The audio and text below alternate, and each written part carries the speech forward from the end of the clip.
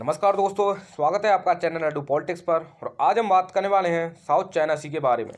एक ऐसा रीजन जहां दुनिया के सबसे बड़े पावर स्ट्रगल चल रहे हैं।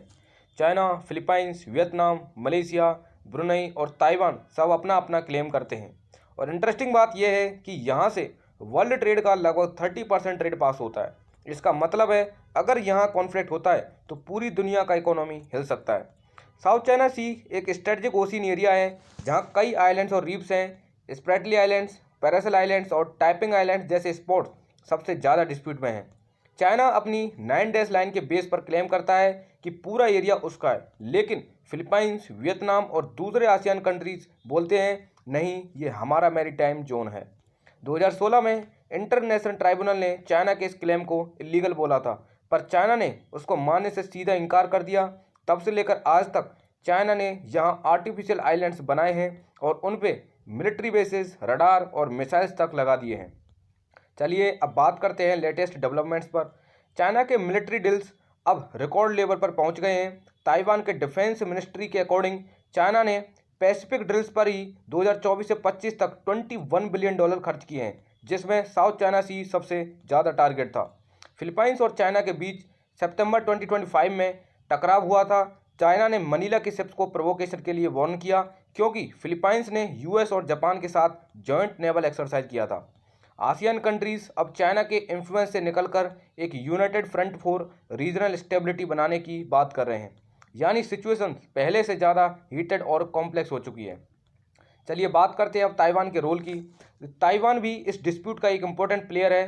ताइवान के पास टाइपिंग आइलैंड्स है जो साउथ चाइना सी का सबसे बड़ा नेचुरली फॉर्म आइलैंड है।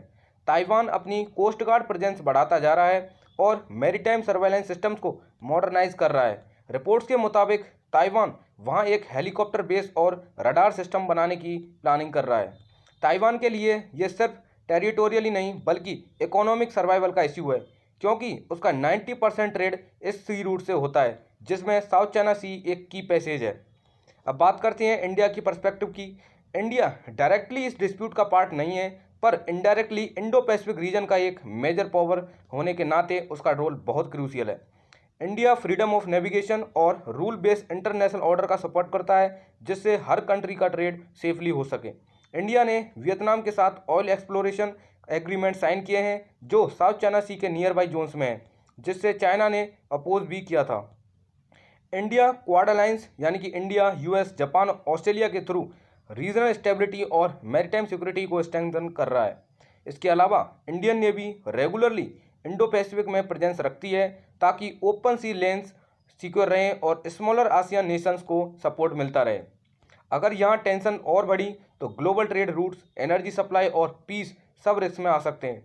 साउथ चाइना सी अब यूएस चाइना राइवलरी का सेंटर बन चुका है और ताइवान इस ट्रेड के साथ मिलकर यह रीजन एक पोटेंशियल फ्लैश पॉइंट बन गया है। इंडिया जैसे रेस्पॉन्सिबल पावर्स यही चाहते हैं कि सब डिस्प्यूट्स पीसफुली डायलॉग और लॉ के जरिए सॉल्व हों, ना कि मिलिट्री एग्जेशन से।